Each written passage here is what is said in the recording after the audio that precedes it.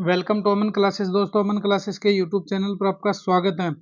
दोस्तों, आज के वीडियो में हम बात करेंगे अभी हाल ही में संसद में जो महिला आरक्षण बिल पास हुआ है दोस्तों, वुमेन रिजर्वेशन जो बिल पास हुआ है दोस्तों, इस बिल के पीछे क्या क्या कारण रखे गए हैं और ये बिल क्यों पास हुआ है और बिल पास करवाने का मकसद क्या था दोस्तों। इससे महिलाओं को संसद में, राज्यसभा और विधानसभा में दोस्तों, लोकसभा में क्या क्या फायदा मिलने वाला है, इन सभी बातों के ऊपर आज हम डिटेल में डिस्कस करने वाले हैं। तो दोस्तों, आपको बता दें कि अभी राष्ट्रपति जी ने भी इस बिल को मंजूरी दे दी है। किसने? राष्ट्रपति द्रौपदी मुर्मू जी ने भी इस बिल को मंजूरी दे दी है। किसको? महिला आरक्षण बिल को। और यह दोस्तों संसद में पेश होने वाला पहला संसदीय बिल है दोस्तों। नई संसद में पेश होने वाला यह पहला बिल है। कौन सा बिल? महिला आरक्षण बिल। तो चलिए दोस्तों, स्टार्ट करते हैं आज की अपनी इंपॉर्टेंट करंट की क्लास को। देखिए, आज का पहला क्वेश्चन, महिला आरक्षण बिल 2023 क्या है दोस्तों।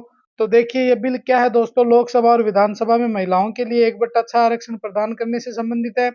लोकसभा और विधानसभा में महिलाओं के लिए 1/5 आरक्षण प्रदान करने से संबंधित है।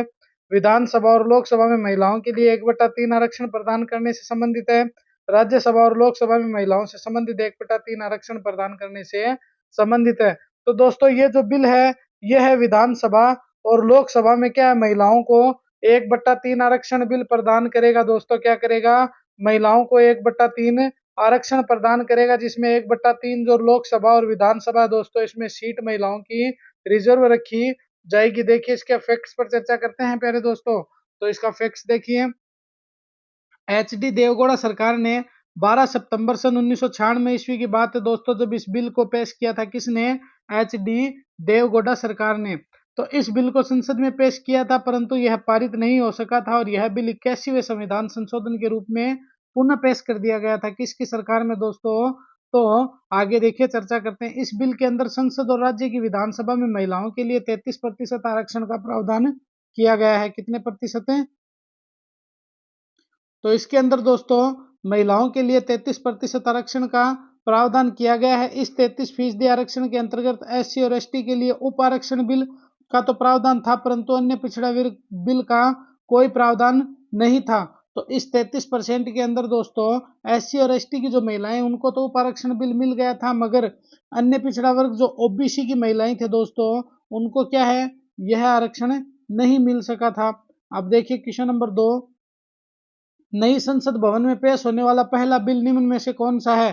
तो ध्यान रखना, समाज कल्याण अधिनियम 2023, नारी शक्ति वंदन अधिनियम 2023, कर्मचारी अधिनियम 2023 या जागरूकता अधिनियम 2023। तो दोस्तों, महिला आरक्षण बिल जो नई संसद में पेश हुआ है, इसको किस नाम से पेश किया गया था? तो ध्यान रखना, इसको किया गया था नारी शक्ति वंदन अधिनियम 2023 के नाम से इसको पेश किया गया था। किसको? तो नारी शक्ति वंदन अधिनियम। किसको? महिला आरक्षण बिल को। तो महिला आरक्षण बिल को दोस्तों नई संसद में किस नाम से? तो ध्यान रखना, नारी शक्ति वंदन अधिनियम के नाम से इसको पेश किया गया था। अब देखिए, संसद के ऊपर थोड़ी सी चर्चा करते हैं। तो संसद का निर्माण किसने किया था दोस्तों? टाटा प्रोजेक्ट लिमिटेड के द्वारा संसद का निर्माण किया गया था और इसकी डिजाइन एचसीपी डिजाइनर के द्वारा इसकी डिजाइन की गई थी। और इसके जो उद्घाटन है दोस्तों, वो 28 मई 2023 को हमारे प्रधानमंत्री नरेंद्र मोदी जी ने किया था और इसका वास्तुकार, ध्यान रखना दोस्तों, बिमल पटेल है। तो संसद का जो निर्माण कार्य वो किसके द्वारा संपन्न हुआ दोस्तों? ध्यान रखना, टाटा प्रोजेक्ट के द्वारा, डिजाइन एचसीपी के द्वारा 28 मई 2023 को इसका क्या उद्घाटन हुआ? उद्घाटन पीएम मोदी जी ने किया था और इसका जो वास्तुकार बना वो दोस्तों कौन था? तो ध्यान रखना, बिमल जी पटेल थे। अब देखिए क्वेश्चन नंबर 3 पर चर्चा करते हैं। केंद्रीय मंत्री अर्जुन राम मेघवाल ने महिला सीटों के आरक्षण को लेकर लोकसभा में कितने संशोधन बिल का प्रस्ताव रखा है? तो दोस्तों, महिला जो आरक्षण बिल है वो संसद में किसने पेश किया था? तो ध्यान रखना, हमारे केंद्रीय मंत्री अर्जुन राम जी मेघवाल ने। और इस क्वेश्चन का सही आंसर है दोस्तों, 4 संशोधन बिल प्रस्ताव पारित किए थे और 4 बिल रखे थे। कौन कौन से थे? देखिए दोस्तों, ये रहा पहला संशोधन बिल। इस बिल के अंतर्गत क्या बताया गया? देखिए, इस पहले संशोधन में आर्टिकल 239 में दोस्तों 239 डबल ए को जोड़ दिया गया, जिसके तहत नेशनल कैपिटल दिल्ली को असेंबली में महिलाओं के लिए 30% रिजर्वेशन सुनिश्चित रखा जाएगा। तो ध्यान रखना, 239 में दोस्तों 239 डबल ए उसको कर दिया गया।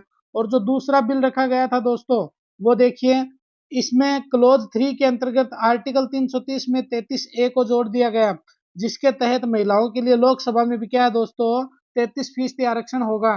तो ध्यान रखना, पहले 239 में डबल ए जोड़ा गया और अब 330 में 33A को जोड़ दिया गया, जिससे लोकसभा में भी महिलाओं के लिए क्या है 33% आरक्षण हो जाएगा। तीसरे संशोधन में आर्टिकल 32(2) में दोस्तों क्या है एक नया आर्टिकल 33A को जोड़ दिया गया, जिसके तहत महिलाओं के लिए राज्यसभा में भी 33% सीटों का प्रावधान कर दिया गया था।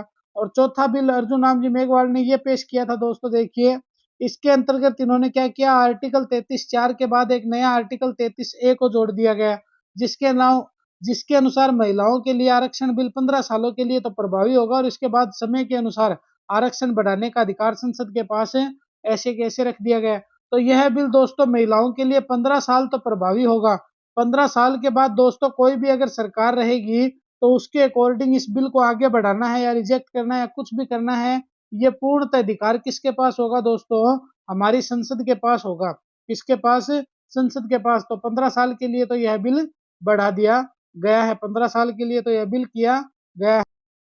क्वेश्चन नंबर 3 देखिए, लोकसभा में नारी शक्ति वंदन अधिनियम 2023 विधेयक के पक्ष में कितने मत पड़े थे, मतलब दोस्तों कितने वोट दिए गए थे इस अधिनियम के पक्ष में लोकसभा में, 120 वोट, 320 वोट, 290 वोट या 454 वोट। तो दोस्तों नारी शक्ति वंदन अधिनियम के पक्ष में लोकसभा में 454 वोट पड़े थे प्यारे दोस्तों, कितने पड़े थे 454। देखिए लोकसभा में नारी शक्ति वंदन अधिनियम 2023 के पक्ष में 454 वोट पड़े थे तथा इसके विरोध में 2 वोट पड़े थे, और ये 2 वोट भी किसने घेरे थे दोस्तों, AMIMI के चीफ असदुद्दीन ओवैसी ने और उनकी पार्टी के सांसद इम्तियाज जलील ने 2 वोट इस बिल के विरोध में घेरे थे। बाकी जो सारे के सारे दोस्तों 454 जो वोट पड़े थे वो इस बिल के पक्ष में थे, और इसके विरोध में MIM के अध्यक्ष असदुद्दीन ओवैसी और उनकी पार्टी के लीडर इम्तियाज जलील ने इनके विरोध में वोट डाले थे। देखिए नारी शक्ति वंदन अधिनियम 2023 बिल भारत में कब से लागू किया जाएगा, लोकसभा चुनाव के बाद, लोकसभा सीटों के परिसीमन और जनगणना के बाद, राज्यसभा चुनाव के बाद, राष्ट्रपति के आदेश के बाद। तो दोस्तों ये जो पारित होगा बिल, ये होगा लोकसभा सीटों के परिसीमन और जनगणना के बाद। कहाँ कब दोस्तों, लोकसभा सीटों के परिसीमन और जनगणना के बाद इसको क्या है दोस्तों भारत में लागू कर दिया जाएगा। देखिए इसके फैक्ट्स देखिए, नारी शक्ति वंदन अधिनियम या फिर महिला आरक्षण बिल को जनगणना और सीटों का परिसीमन होने के बाद लागू किया जाएगा, और 2024 के जो लोकसभा चुनाव दोस्तों इसमें महिलाओं के लिए यह आरक्षण नहीं रखा गया है। 2024 के बाद दोस्तों क्या है यह प्रभावी हो जाएगा लोकसभा चुनावों के बाद। क्वेश्चन नंबर 6 देखिए, 70वीं लोकसभा में निम्न में से कुल कितनी महिलाएं संसद चुनकर आई थी, 78, 19, 29 या 44। तो दोस्तों टोटल 78 महिलाएं 70वीं लोकसभा में महिला संसद के रूप में चुनकर आई थी। देखिए इसके फैक्ट्स पर चर्चा करते हैं। तो 70वीं लोकसभा में कुल 78 महिला संसद चुनकर आई थी, अर्थात 14.36% महिला संसद इसमें आई थी, और उपचुनावों को मिलाकर वर्तमान में 82 महिला संसद है। तो ध्यान रखना अगर उपचुनाव को मिलाएं तो वर्तमान में हमारे देश में 82 महिला संसद है, और 70वीं लोकसभा की बात करें दोस्तों तो 14.36% महिलाएं टोटल चुनकर आई थी, जिसमें से 78 महिला संसद बनती है। तो ये बात भी आप ध्यान रखना। क्वेश्चन नंबर 7 देखिए, लोकसभा में महिला आरक्षण बिल को किस नाम से पेश किया गया था, तो अभी तो दोस्तों बता रहा था नारी शक्ति वंदन अधिनियम, और जो संसद में नई संसद में सर्वप्रथम पेश होने वाला बिल भी कौन सा है दोस्तों, नारी शक्ति वंदन अधिनियम के नाम से इसको पेश किया गया था। और पेश किसने किया था, तो केंद्रीय मंत्री अर्जुन राम जी मेघवाल ने। लोकसभा में महिला आरक्षण बिल को किसने पेश किया था, हमारे प्रधानमंत्री नरेंद्र जी मोदी ने, अर्जुन राम जी मेघवाल ने, ओम जी बिड़ला ने, राजनाथ जी सिंह ने। तो दोस्तों अर्जुन राम जी मेघवाल ने लोकसभा में क्या है इस बिल को पास किया था, किसको, नारी शक्ति वंदन अधिनियम को। तो दोस्तों जितने भी साथी चैनल पर नए हैं वो चैनल को ज्यादा से ज्यादा लाइक शेयर सब्सक्राइब कर देना, जिससे कि आपको इंडिया और वर्ल्ड करंट अफेयर्स और राजस्थान करंट अफेयर्स के इंपॉर्टेंट वीडियो दोस्तों इसी चैनल पर रोज मिलते रहें। केंद्रीय विधि एवं न्याय मंत्री अर्जुन राम मेघवाल ने लोकसभा में नारी शक्ति वंदन अधिनियम 2023 को पेश किया था। ये और नहीं है दोस्तों, राम है, ध्यान रखना लिखने में गलती हो जाती है। लोकसभा में इस बिल को 19 सितंबर 2023 को पेश किया गया था, और यह बिल 20 सितंबर 2023 को पारित हुआ था। तो ध्यान रखना 19 सितंबर को पेश किया गया था, 20 सितंबर को पारित हो गया था। विधि एवं न्याय मंत्री अर्जुन राम जी मेघवाल ने पारित किया था, और किस नाम से पारित किया था, तो नारी शक्ति वंदन अधिनियम के नाम से। इसके अनुसार लोकसभा और राज्यसभा की सीटों में महिलाओं को 33% आरक्षण दिया जाएगा, जिस पर अब राष्ट्रपति द्रौपदी मुर्मू ने भी साइन कर दिए हैं। अब देखिए क्वेश्चन नंबर 9, लोकसभा और राज्य विधानसभा में महिलाओं को कितने प्रतिशत सीट देने के लिए महिला आरक्षण विधेयक को मंजूरी दी गई? तो ध्यान रखना 33%। कितने परसेंट? 33%। देखिए इसके फैक्ट्स पर चर्चा करते हैं। लोकसभा और राज्य विधानसभा में महिलाओं को 33% सीट देने वाले महिला आरक्षण बिल को मंजूरी दी गई है। लोकसभा में 543 सीटें हैं। कितनी है दोस्तों? 530, 543। इनमें से 181 सीटें किसकी दोस्तों? महिलाओं को दी जाएगी, तथा इसी तरह विधानसभा में 33% महिलाओं को दी जाएगी। तो ध्यान रखना दोस्तों, अभी लोकसभा में हमारी 543 सीटें हैं, जिसमें से इस बिल के अनुसार 15 सालों तक 181 सीटें तो महिलाओं के लिए रिजर्व में होगी दोस्तों, ये महिलाओं को मिलेगी, कुल मिलाकर 33%। इसी तरह दोस्तों जो अलग अलग स्टेट है दोस्तों, उन स्टेट में भी 33% महिलाओं के लिए सीट आरक्षित रखी जाएगी। तो ये थी दोस्तों महिला आरक्षण बिल के ऊपर फाइनली डिस्कस। कैसी लगी ये क्लास दोस्तों कमेंट में जरूर बताना, और इस चैनल को ज्यादा से ज्यादा अपने दोस्तों में शेयर कर देना, लाइक कर देना प्यारे दोस्तों। मिलेंगे इसी तरह नेक्स्ट वीडियो में।